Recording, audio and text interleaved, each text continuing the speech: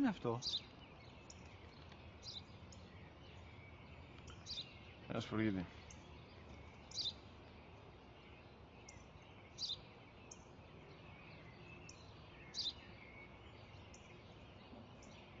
Τι είναι αυτό? Μόλις τώρα στο είπα, πατέρα, σπουργίτη είναι.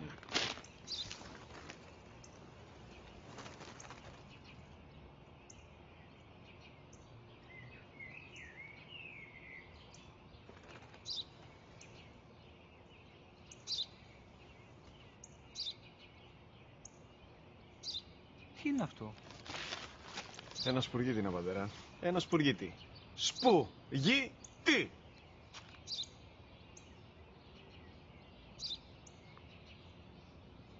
Τι είναι αυτό? Γιατί το κάνεις αυτό το πράγμα, μπορείς να μου πεις? Τόσες φορές σου είπα, είναι ένα σπουργίτη. Δεν το καταλαβαίνεις. Πού πας?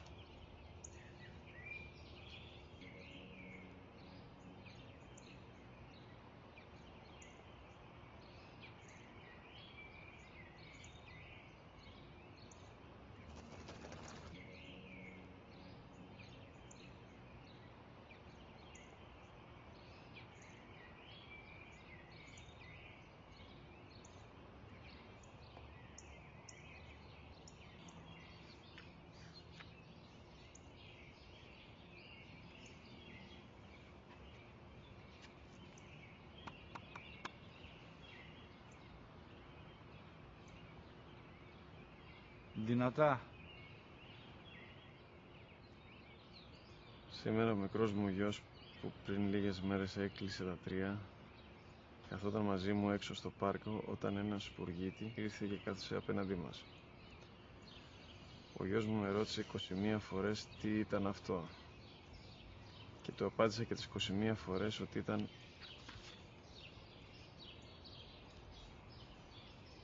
ένα σπουργίτη.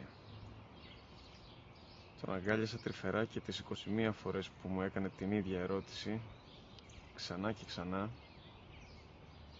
χωρίς να εκνευριστώ, νιώθοντας στοργή για το αθώο μου αγοράκι.